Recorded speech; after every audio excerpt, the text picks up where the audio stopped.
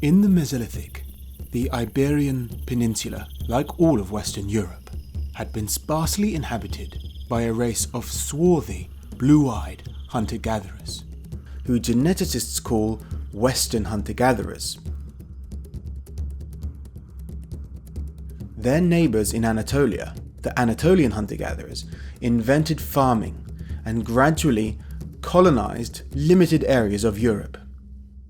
Their lifestyle included a primitive form of grain farming and animal domestication, including the first domestic cows, which descend from wild aurochs. The people, known as early European farmers, spread along the Danube Valley and the Mediterranean coastline, reaching the Atlantic coast about 7,000 years ago. The Neolithic culture in Iberia was similar to the one in Neolithic France, Britain and Ireland, all of which still boast impressive megalithic monuments built by this ancient race. A recent paper revealed British Neolithic people were connected to the Mediterranean Neolithic world not only via a maritime Atlantic coastal route, as the more recent paper from Cassidy and colleagues has claimed, and which explains their genetic affinity with Neolithic Iberians, but also, and more plausibly, via land routes from Normandy and central and southern France. Neolithic Iberians were all related to Neolithic British people, and so it shouldn't come as such a surprise that we can see parallels in Spain and Portugal to the grand stone circles and henges of Britain, such as Stonehenge and Arbor Low, or the chambered tombs like West Kennet Longbarrow or Cairn Holy in Scotland. But where did this tradition come from?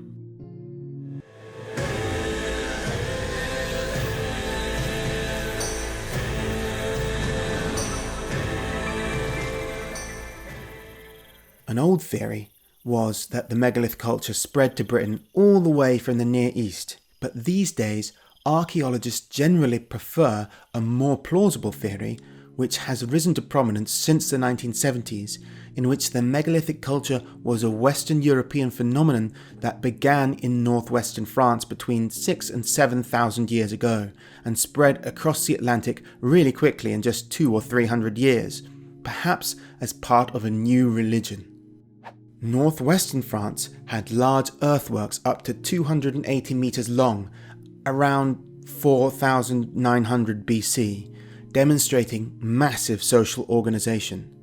They are the only large earthworks in Europe that directly precede the megalith construction, and later megaliths are often associated with accompanying earthworks.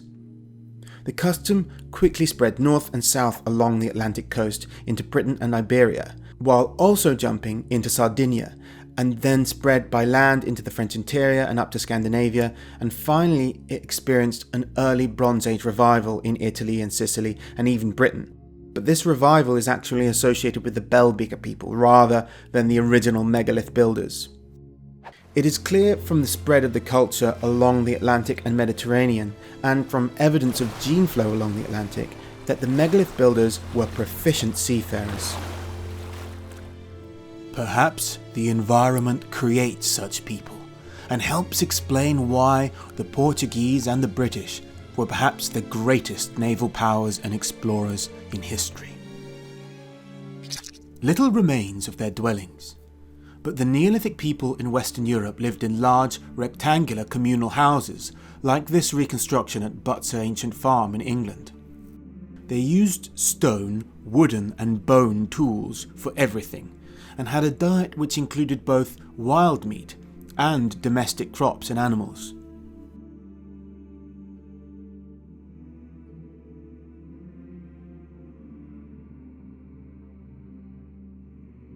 Here you can see stone axes and Neolithic jewellery from Portugal.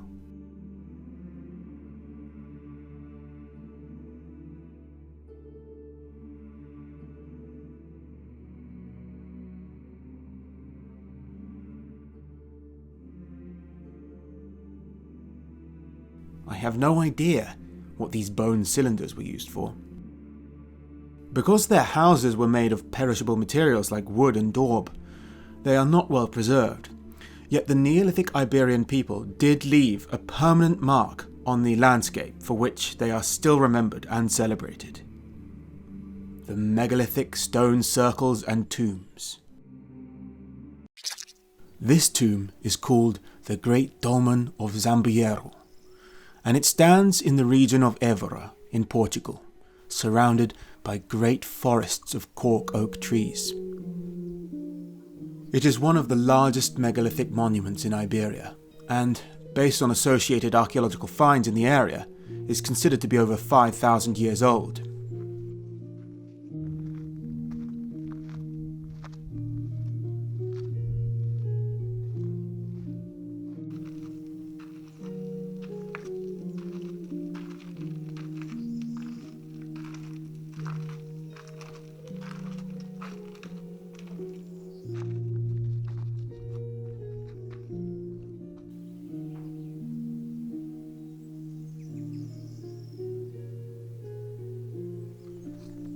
Similar burial chambers of varying regional styles are found in all regions of the Atlantic megalith culture.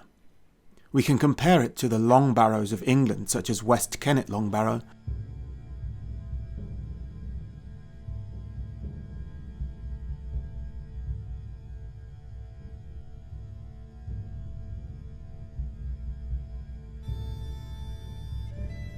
or to the two chambered tombs of Cairnholy in Scotland. Originally, both of these were covered, but now only one of them preserves a covered chamber in which the dead were likely to have been placed.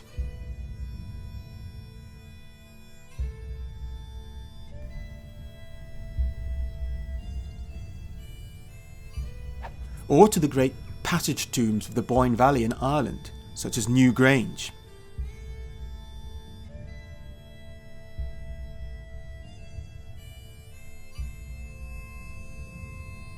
Such monuments were communal, often found to contain multiple depositions of inhumated bodies and cremated remains.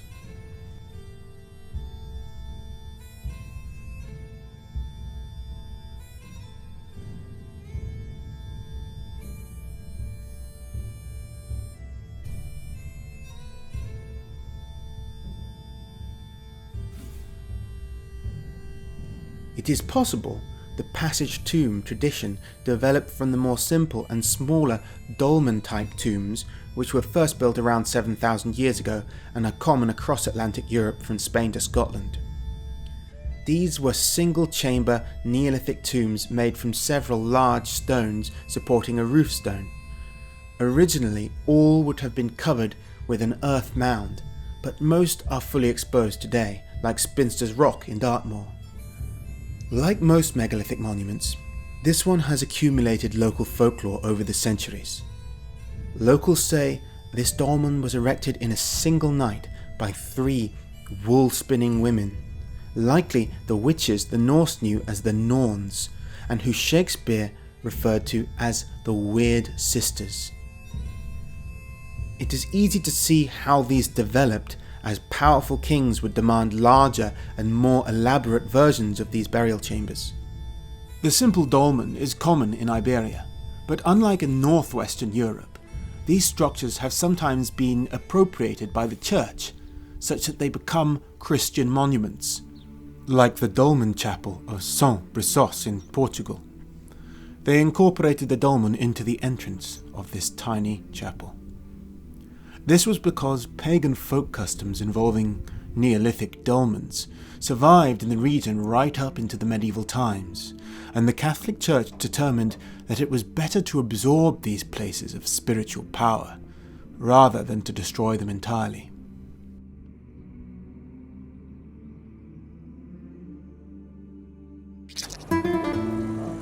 Many other megalithic structures and archaeological curiosities have been discovered around the city of Évora, famed for its Roman temple.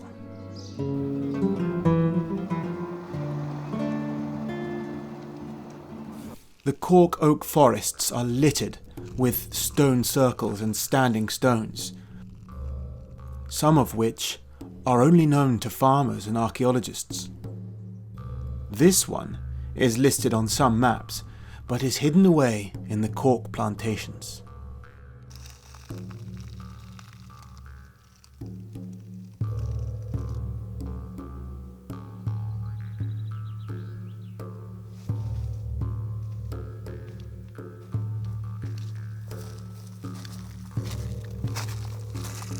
The largest in the area, in fact the largest in Iberia, and one of the largest groups of menhirs in Europe, is the Cromlech dos Almendres. I'd like to call it a stone circle, but it isn't really a circle. It started off as one, but grew into its current configuration over several stages of construction, rather like at Stonehenge in England.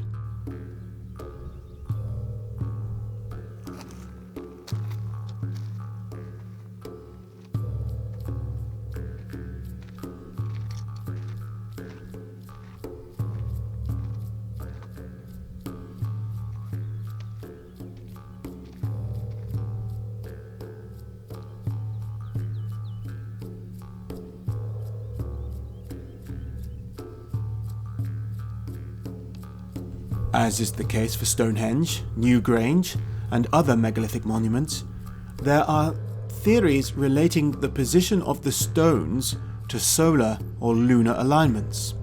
The Cromlech dos Almendres is oriented along an axial alignment northwest to southeast.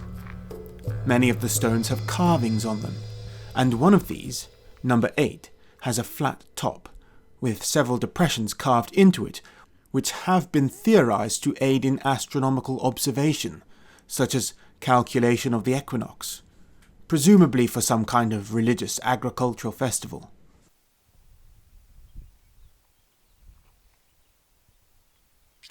Not all aspects of the Iberian megalith culture have parallels elsewhere. Unique to Iberia are several large anthropomorphic sculptures representing humans in wide flowing robes, which were associated with the dolmens. This one is called the Stele of Serra da Balhosa. More common are a variety of much smaller idols, mainly found in southern Iberia and which persist throughout the Neolithic era. These do sort of have contemporary equivalents in Britain. The Orkney Venus, or Westray Wife, found in 2009, is a 3D Neolithic idol of a woman with a similar shape seen on Iberian plaque-shaped idols, although it is not flat. It also has similar incisions and patterns as are seen on Iberian idols. However, the styles of ornament on the Iberian Neolithic idols are typical of primitive ornamentation on pots and rocks all over the world throughout history, which often just consist of lines and zigzags, likely because they are the easiest patterns to carve. This whalebone idol from Skara Brae is also in the Orkney Isles, and this Ashwood Neolithic female idol from Somerset in England, known as the God Dolly, is dated between 2285 BC to 3340 BC, are both distinct from contemporary Iberian idols. One of the unique aspects found on some Iberian Neolithic idols are the so-called solar eyes, which are believed to have been ideologically significant for the people who used these idols. A physical enhancement of the eye likely represents a form of power associated with the eyes or the gaze of the person or entity that the idol represents. Some have interpreted it to represent facial tattoos or paint that might have been used in this culture. The so-called Venus of Gava is dated to 3900 BC.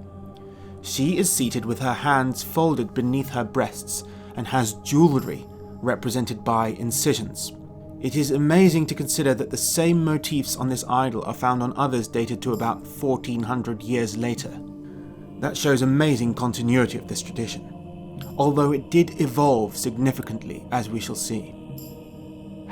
In South Iberia, a variety of styles of these so-called idols developed, and are combined in different ways in different contexts, so that although they are all different, we can say they all belong to the same tradition. The cylindrical and plaque figures have always been presumed to be idols, and used to be associated with the idea of a primordial goddess cult of the Neolithic, but more recently archaeologists consider some alternatives. They could represent ancestors, or be status symbols in a religious hierarchy, or even body ornaments which was worn somehow. I still call them idols anyway. They were made from the 4th millennium BC right up until the time of the invasion of the Beaker folk, when they changed significantly. Some of their faces have the zigzag lines, which are interpreted as facial tattoos but could just as well be facial hair. The idols are gendered. The females have breasts and long hair, which tells us that women wore their hair long in that culture, while the men are depicted with male genitalia and sometimes with clubs or bats of some kind. Male idols were more common than female ones, which might be evidence of a more patriarchal power structure. Over time, the diverse variants homogenized, culminating in a combination of many earlier elements in a more clearly anthropomorphic idol style. The tendency for naturalism was coupled with a standardization of body posture so that all are standing upright with arms to their sides. Proportion was also standardized. In Évora, not far from the Cromlech dos Almendres, is the archaeological site at Perdigoas, where several such idols have been found, one of which is a bit special. Many such idols are found in funerary contexts, and many have been burned as part of a cremation ritual, but this one was unburned and had one leg broken off and then replaced with a bit of calcined bone. The standardization of the naturalistic idol coincided with perhaps the most cataclysmic event in the history of Iberia, the invasion of the Belbeaker folk. This enormous social and ideological upheaval evidently influenced the idol tradition, such that the megalith people were influenced by, or were reacting against, the invaders from the north. In South Iberia, the change to idols with more clearly individualistic human features coincided with the transition from the Neolithic collective graves to the individualism of Belbeaker graves which followed, where single great men are honoured. The archaeologist Antonio Valera wondered if the emergence of a realistic anthropomorphism in this context may be related to emerging new ways of being in the world and new social relations, where the individual played a more distinctive role. Around the middle of the 3rd millennium BC, an Indo-European language-speaking people known by archaeologists as the Belbeaker people invaded Iberia from the north. Their arrival marked a shift to new styles of burial, focusing on individuals usually buried in a fetal position and accompanied by grave goods. One such grave good they liked is a large, bell-shaped beaker used for ritual drinking. These start to show up all over Western Europe, wherever the Belbeaker folk invaded, which is why people used to think the Beaker folk came from Portugal. You see, the earliest ceramics of the maritime Belbeaker type pot, beaker, have been found near Lisbon and are dated to about 2,700 years BC, but are not associated with a Belbeaker culture as such. Rather, these pots later coalesce into a coherent archaeological culture with a specific burial custom and material items, including the earliest metalworking in Britain and Iberia. And it was found all over Europe, from Ireland to Hungary, and that's what we call the Belbeaker culture. The mistake was assuming that the pot was the basis of that culture, especially the early pots in Portugal. The truth was revealed in 2019 in a genetic paper by Inigo Olalde and colleagues. They found that from about 2500 BC, the megalith builders had been living alongside an invading race from the north who we call the Beaker folk, the same race who overtook Britain and Ireland at the same time. These people carried significant amounts of ancestry from the Proto-Indo-European speaking pastoralists of the Eastern European steppe, such as the Yamnaya culture. Within just 500 years, the invaders accounted for about 40% of all Iberia's overall gene pool, which is a lot, but significantly less impactful than their invasion of Britain, which is more like 90%. However, virtually 100% of the male lineages of the megalith builders in Iberia were replaced by R1b lineages of the Belbeca folk. This means that the reason that a full 60% of the ancestry of the megalith builders was preserved in Iberia after the invasion was simply because the invaders took the native women as wives, or at least bred with them somehow, while preventing the native men from having children at the same time. The authors of the paper used the example of a Bronze Age couple buried at the so-called Solar Tomb at Castillo de Boneta in Spain, where the woman was a native and the man was a Belbeca invader from Central Europe. So the Beca folk invaded Iberia. They did not come from Iberia. Their burial customs and material culture are predominantly derived from those of the single grave culture variant of the corded ware culture in Denmark and northern Germany. The original Belbeca people are probably the neighbouring Beca folk from the lower Rhine area around Holland. If the pottery really did originate in Portugal, then that is only because the invaders copied the style and it spread into all the other places they invaded, but not because the culture was native to Portugal. I really don't think the pots originated in Portugal anyway. The argument they did rests on comparing the Belbeca pot from Portugal above with the Moroccan one below, and claiming the above derives from the one below. This is a typical Yamnaya pot made by steppe people from whom Beca folk all over Europe actually descended, whereas none of them descended from Moroccans. And it looks a lot like Belbeca pottery to me. So I don't see why we need to look at Portugal for the origin of the Becas in the first place. These two illustrations depict the very earliest Yamnaya pottery types from over 800 years before the Belbeca phenomenon began. They look much more like Belbecas than the Moroccan pot does, and they're older than it too. There is evidence that the Beca folk in Iberia did integrate with the natives a bit. There is evidence of the use and reuse of megalithic tholoi tombs for secondary depositions after the Beca invasion. This practice, which was quite frequent in the megalithic tombs of Iberia, has been interpreted as an attempt of the incipient Beca elites to legitimate their position. In order to do so, they would have created a fictitious genealogy to link themselves to the sacred lineage of the ancestors. This might be contrasted to a more aggressive appropriation of megalithic monuments by Beca folk in the British Isles, who deliberately vandalised some tombs by blocking them off, or in the case of the Long Barrow tomb of Gib Hill in the Peak District of England, they placed a round barrow of the Indo-European style on top of it, clearly showing who was in charge of this area from then on. And in case there was any doubt about this, they also placed another round bowl barrow over the top of the adjacent henge of Arbor Low, which now overlooks the fallen stones of the stone circle within.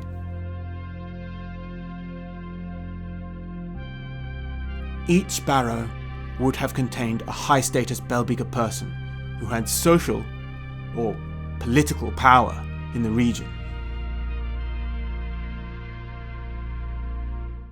In addition to more anthropomorphic idols, the archaeological record marks the Beca folk invasion and the start of the Bronze Age, with the presence of lots of Belbecas, bronze weapons such as these axe heads and this blade, and some incredible gold jewellery. Not entirely dissimilar to the gold jewellery made by Beca folk in Ireland and Britain at the same time.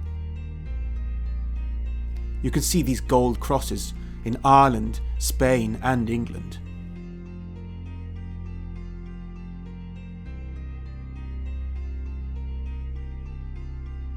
And this incredible golden hat from Ireland has a clear parallel in this example from northern Spain. Modern Iberians take about 40% of their DNA from those invaders, and more than half of that comes from the steppe, while this figure is twice as high in Britain and Ireland, where the Beaker invaders left a greater genetic impact. Besides their weapons, another indication that these Bell-Beaker people were warlike is to be found in the landscape. At the time of the invasion in the Chalcolithic, forts pop up around Iberia, such as the Castro of Zambuyal in Portugal. It went through 2 stages, the second of which was clearly dominated by the Bell-Beaker culture. But the initial construction could have been done by the natives while trying to defend the region from the invaders. If that is the case, then they failed because it became a Bell-Beaker fort, and such forts remained in use during the Bronze Age, and sometimes for much longer. Returning to the region of Évora, high up on top of a hill now devoted to eucalyptus plantations, stands the Castelo de Geraldo, which was initially constructed in the Chalcolithic by the Beaker folk. Yet the ruins of these walls are medieval, and its name refers to the famous folk hero, Geraldo the Fearless.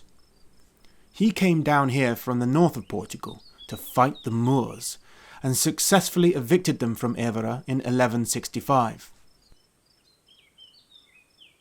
He reclaimed his homeland with the help of this ancient fortress established by his Bell-Beaker ancestors thousands of years before. This statue of him, wielding the decapitated head of a Moor, was moved to the fort from its former home in the town centre of Évora. Now he stands in this ancient place as a reminder of the brave men who reconquered the land from the invaders. I've recently been deplatformed from Facebook for no reason at all. Obviously, I have powerful enemies. Those enemies are your enemies too, if you care about celebrating European history, because some people don't want me to be allowed to do that. That's why it's so important that you stand up against these people by helping me to continue doing this important work. I need your support.